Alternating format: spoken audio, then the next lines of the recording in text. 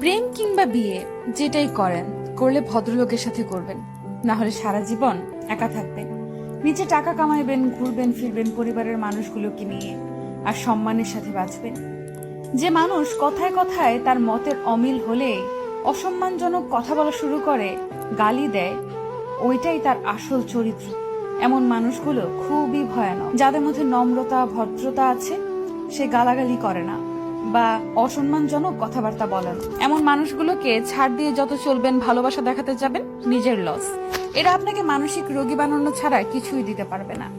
এমন সম্পর্ক থেকে যত তাড়াতাড়ি সম্ভব বের হয়ে আসা উচিত। কেউ কারোর জন্য মরে না। জীবন নষ্ট করার জন্য একজন অযোগ্য লোককে নিজের জীবনে জায়গা দেওয়াই যথেষ্ট। বারবার নিজের অসম্মান হজম করে নিজেকে না মেরে একেবারে এমন অসুস্থ সম্পর্ক শেষ করে নিজেকে মুক্তি দিয়ে দেখেন, আপনার জীবনে উন্নতি হবেই।